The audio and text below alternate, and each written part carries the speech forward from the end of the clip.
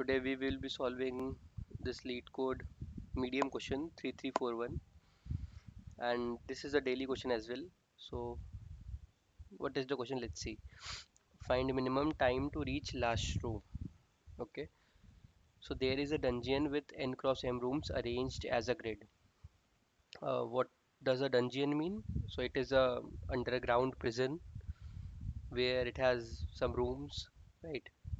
So you are given a 2D array move time of size n cross m, where move time ij represents the minimum time in seconds when you can start moving to that room, right? You start from the room 00 at time t equal to 0 and can move to an adjacent room. Moving between adjacent room takes exactly 1 second, right? Okay, so we have to return the minimum time to reach the last room, that is n minus 1 and m minus 1. Okay, so two rooms are adjacent if they share a common wall either horizontally or vertically. ठीक है, तो देखते हैं कि कैसे समझते हैं इस एग्जाम्पल के साथ एक। तो अभी हम समझ सकते हैं कि एक होटल है, मान लो, ठीक है। एक होटल है, उसमें कुछ रूम्स हैं, जैसे 4 रूम है तुम्हारे। हाँ, तो अभी कोई भी होटल में जाता है तो क्या होता है कि 2 बजे होटल में अगर टाइम चेक इन का है तो हम लोग 2 बजे ही रूम में मिलता है। तो वैसे ही रूम्स पे हमें टाइमिंग लिखी है, हम्म, जो कि 4 4 4 और 0 है एग्जाम्पल के हिसाब से, ठीक है। तो जब तक हमारा टाइम 4 नहीं बजेगा तब तक हमें होटल के इस रूम में एंट्री नहीं मिलेगी, राइट। ठीक है, तो हमें क्या करना है कि हमें पहले रूम से जाना है और हमें आखिरी रूम तक जाना है। तो हमारा पहला रूम है ये, अ, बेटा, पहला रूम है ये। तो हर रूम के बीच में एक दीवार है, right? एक दीवार ऐसे, एक दीवार ऐसे। तो अभी अगर फर्स्ट वाले को दूसरे रूम के पास जाना है तो वो ऐसे जा सकता है, ये ऐसे जा सकता है, या ऊपर जा सकता है, या लेफ्ट में जा सकता है। 4 डायरेक्शन में कोई भी पॉइंट से मूव कर सकते हैं, ठीक है। ये वाला मूवमेंट पॉसिबल नहीं है, ओनली 4 डायरेक्शंस। तो हमें इसमें बताना है कि पहले रूम से, यहाँ से हमको लास्ट रूम तक जाने में कितना मिनिमम टाइम में हमें यहाँ पे पहुँचना है, ठीक है। ये हमारा प्रॉब्लम स्टेटमेंट है। तो हम क्या कर सकते हैं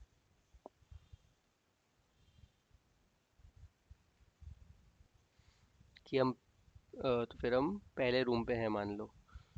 तो हम पहले बार यहाँ से यहाँ चले जाए और उसी टाइम पे यहाँ से यहाँ चले जाएं, ठीक है।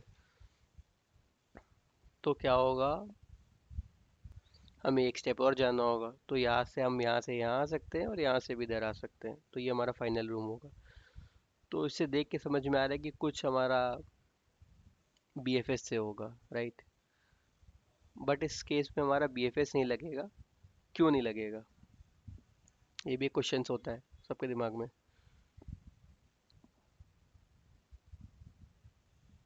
तो जब शॉर्टेस्ट पाथ निकालना होता है तो हम क्या करते हैं, हम Wait a minute! Who are you? क्या करते हैं, हम डिजास्टर लगाते हैं, ठीक है। तो हमें इस पॉइंट से, एक पॉइंट से दूसरे पॉइंट तक जाना है, यहाँ से लेके यहाँ तक जाना है। और हमें शॉर्टेस्ट पाथ बतानी है, चाहे वो रास्ता ये हो, या वो डायरेक्ट ऐसे हो, चाहे वो ऐसे हो, या वो ऐसे कुछ भी हो। तो हमें शॉर्टेस्ट पाथ बताना है। तो हमें शॉर्टेस्ट पाथ में हम क्या लगाते हैं, डिजास्टर लगाते हैं, ठीक है। तो हम एक एक नोड पे ना जाके हम बस देखते हैं कि उस नोड पे जाने में मिनिमम टाइम क्या लग रहा है, ठीक है।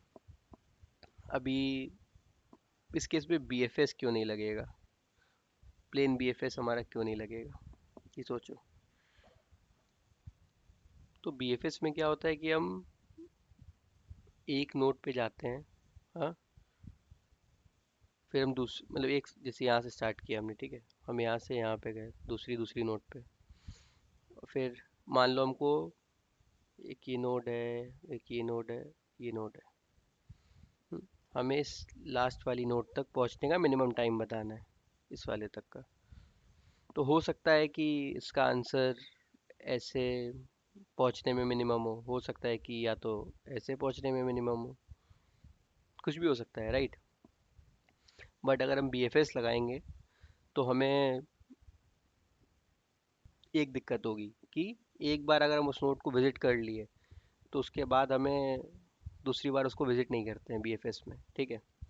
तो इससे क्या होगा, हमारा शॉर्टेस्ट टाइम नहीं निकलेगा, टाइम निकल जाएगा नोड पे पहुंचने का, बट हमारा शॉर्टेस्ट टाइम नहीं निकलेगा। तो एक चीज़ कंफर्म हो गई कि यहाँ पे लगेगा डिजास्ट्रा, क्योंकि डिजास्ट्रा से हम मिनिमम पाथ निकालते हैं।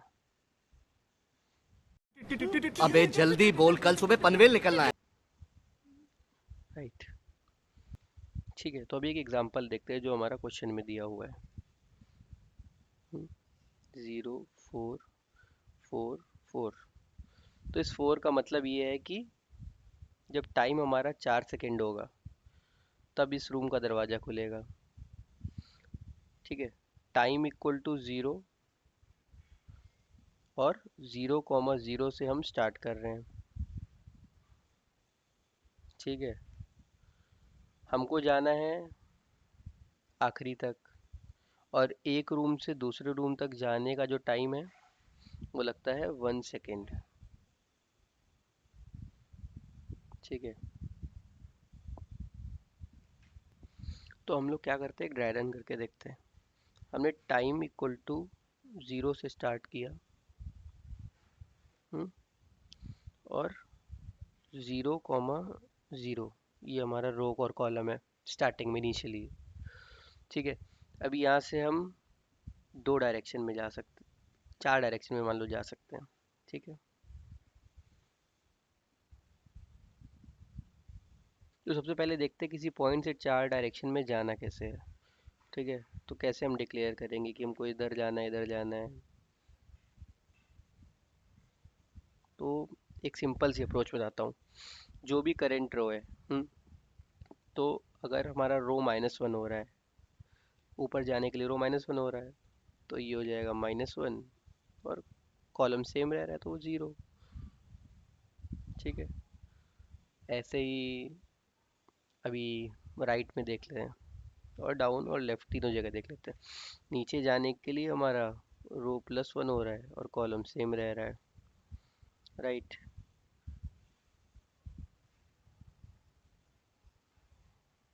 राइट, हाँ, और राइट जाने के लिए हमारा रो सेम रह रहा है और कॉलम +1 हो जा रहा है। सेम हमारा लेफ्ट जाने के लिए,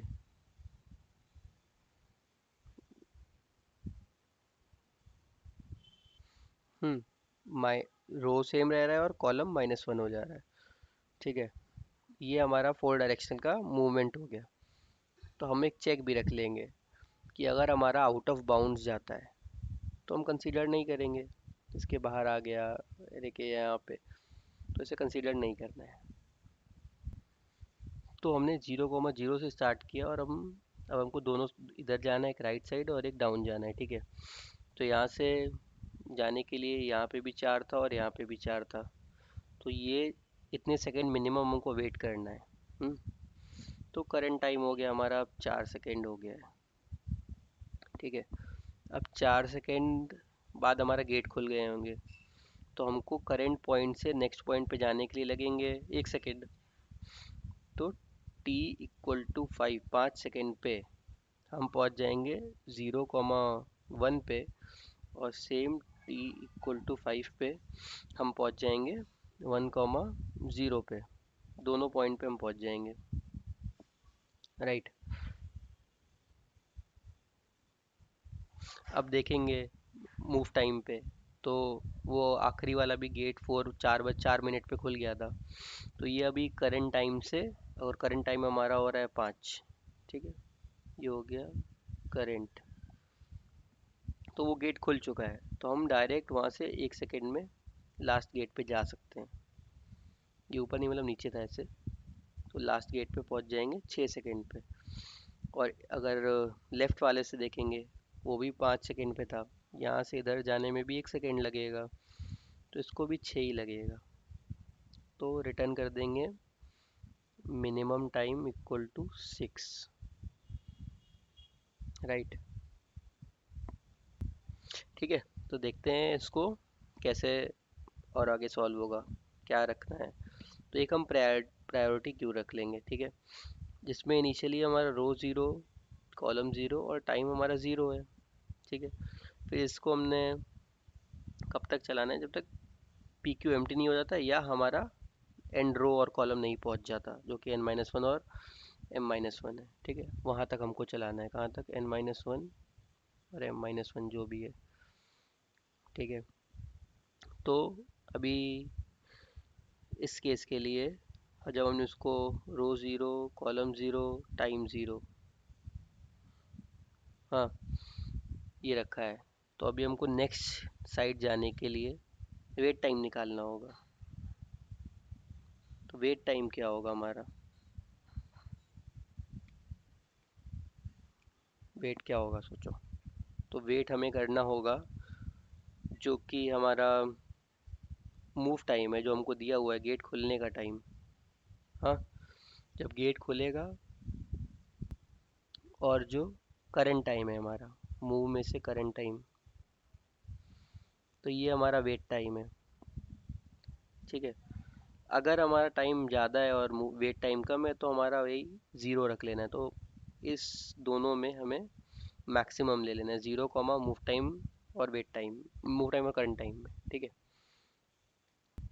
हम्म, और न्यू टाइम क्या होगा हमारा, जो वेट है प्लस करंट टाइम और प्लस 1, क्योंकि एक टाइम लग रहा है हमें मूव करने में अगले स्टेप पे, तो ये हम क्यू में फिर से ऐड कर देंगे। और जब हम लास्ट स्टेप पे पहुंच जाएंगे तो हम उसी टाइम को रिटर्न कर देंगे। ठीक है, इसका भी कोड देखते हैं कि क्या कैसे कैसे क्या क्या करना है।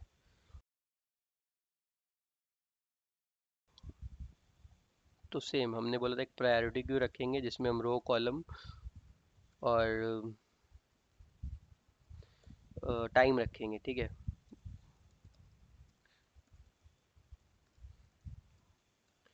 इसमें हमको एक कस्टम कंपैरेटर डालना पड़ेगा। क्यों, क्योंकि हमको किस किस बेसिस पे सॉर्ट करना है, किस बेसिस पे हीप बनाना है, मिनी हीप, मैक्स हीप, जो भी बनाना है, इसलिए हमको एक कंपैरेटर रखना पड़ेगा यहाँ पे, जो कि होगा एक कंपैरेटर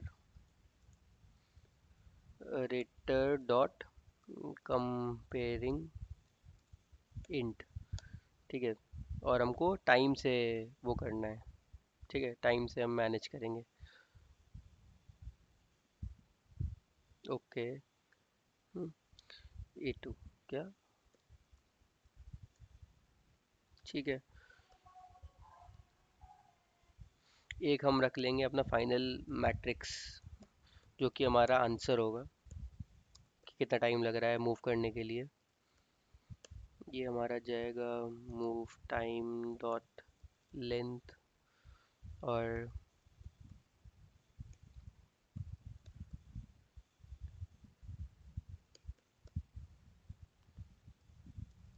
ठीक है, ऐसे ब्रैकेट था।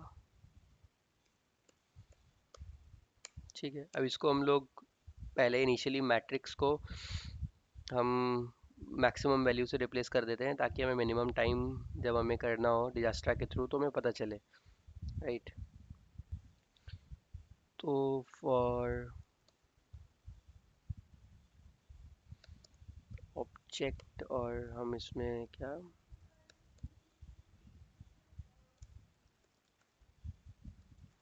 इसको पूरा मैक्सिमम वैल्यू से फिल कर लेते हैं।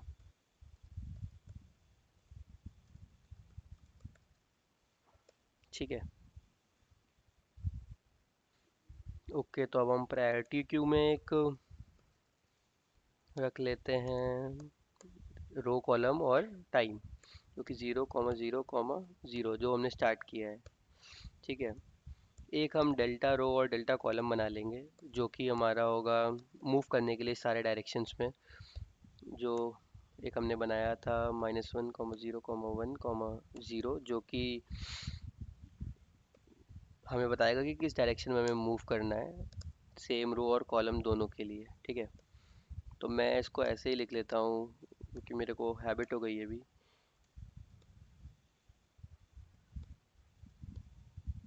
ओके, इससे हम सारे डायरेक्शन में पता चल जाएंगे। -1, 0, 0, 1, 1, 0 एंड 0 और -1, ये चारों डायरेक्शंस का हो गया। ठीक है, अभी हम कितने कब तक लूप चलाएंगे, जब तक हमारा पी क्यू एम टी नहीं हो जाता, क्योंकि प्रायोरिटी क्यू है। ठीक है, अब हम इसमें से निकाल लेंगे जो एलिमेंट है।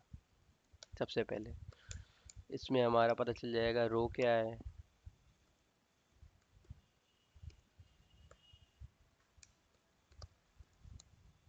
ठीक है, ये हो गया 1, और हमारा करंट टाइम क्या है अभी, ये हमने स्टोर किया हुआ था यहाँ पे। ठीक, एक चीज़ हमने चेक कर ली कि अगर रो हमारा क्या है, मूव टाइम डॉट लेंथ -1 है, और सेम टाइम पे ही हमारा कॉलम भी, हाँ,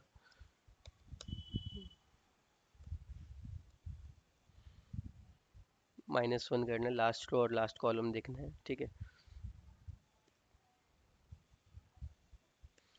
तो हम यहीं से रिटर्न कर देंगे जो हमारा टाइम होगा। ओके, तो हम यहाँ से कर दिया हमने करंट टाइम रिटर्न। ठीक है, ठीक है, तो यहाँ से फिर हम क्या जाएंगे, इक्वल टू 0:4, और ये क्यों जा रहे हैं, हम सारे डायरेक्शंस में जाने के लिए देख रहे हैं। ठीक है, इससे हम न्यू रो निकाल लेंगे, एन रो रख लेते हैं। तो रो में हम उसको ऐड करते जा रहे हैं और सेम हम कॉलम में भी करते जाएंगे, ताकि हमें न्यू रो और न्यू कॉलम मिलते जाए। ठीक है, इससे सारे डायरेक्शन हमारे कंप्लीट हो जाएंगे। राइट, तो एक चीज़ हमको चेक करना होगा आउट ऑफ बाउंड्स का भी। तो एन रो जब तक, ठीक है, जीरो के बड़ा है, 0 है 0 से बड़ा है, और कॉलम भी हमारा जो न्यू रो का कॉलम है वो भी 0 है 0 से बड़ा है। ठीक है, और ये बाउंस में है, तो ये है मूव। सेम चारों साइड का हम बाउंड चेक कर लेंगे बस।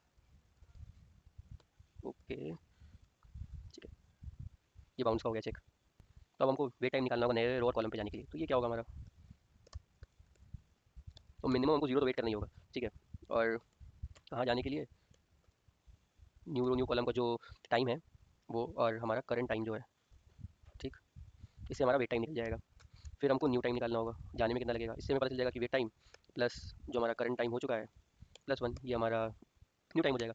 अब हम चेक कर लेंगे कि अगर जो नया जो हमारा मैट्रिक्स हमने बनाई है ऊपर स्टोर करने के लिए रिजल्ट, ये मैट्रिक्स इसमें हम स्टोर करने के लिए चेक करेंगे। अभी क्या है, अभी तो ज़्यादा टाइम उसमें मैक्स वैल्यू नहीं किया था।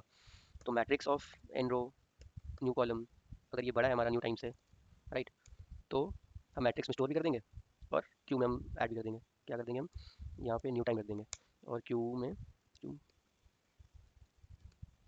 यहाँ पे हमने रख दिया 0,0, सॉरी न्यू न्यू टाइम। ठीक है, ठीक है, ये हो गया बस। या तो ऊपर से रिटर्न कर देगा, अगर नहीं होता है मेरे को आंसर तो हम यहाँ से -1 रिटर्न कर देते हैं। ठीक है, इसको रन करके देखते हैं कि क्या है। ओके, थोड़ा स्पेलिंग गलत है कहाँ पे, हाँ, राइट, एक बार और देखते हैं। ओके, सबमिट करके देखते हैं। ग्रेट, तो ये बहुत ही अच्छा अच्छा क्वेश्चन है अगर इसको सॉल्व करना हो। इसकी कॉम्प्लेक्सिटी क्या होगी, टाइम और स्पेस दोनों देखते हैं। हमने एक्स्ट्रा स्पेस यूज़ की है, तो ये n² होगी। एन स्क्वायर की जगह m क्रॉस n समझ सकते हैं इस मैट्रिक्स के लिए, ठीक है, क्योंकि रो और कॉलम अलग अलग है। और हमने प्रायोरिटी क्यू के लिए भी स्पेस यूज़ किया है, वो भी m क्रॉस n रो और कॉलम के उसके हिसाब से होगी, लेंथ के हिसाब से। तो अल्टीमेटली ये होता है m cross n plus m cross n, तो कॉन्स्टेंट वाला हटा देंगे तो ये m ऑर्डर ऑफ mn होगा। ठीक है, स्पेस कॉम्प्लेक्सिटी। टाइम क्या लग रहा है इसको सॉल्व करने में, ठीक है, टाइम में हमारा प्रायोरिटी क्यू में इंसर्शन और डिलीशन का ऑर्डर ऑफ लॉग ऑफ रो और कॉलम mn होगा, और इसको इटरेट करने के लिए mn होगा। तो mn और log mn, ये होगा टाइम कॉम्प्लेक्सिटी इसकी। तो thank you for watching, do like share and subscribe. मिलते हैं कल के डेली चैलेंज में फिर से। Bye bye.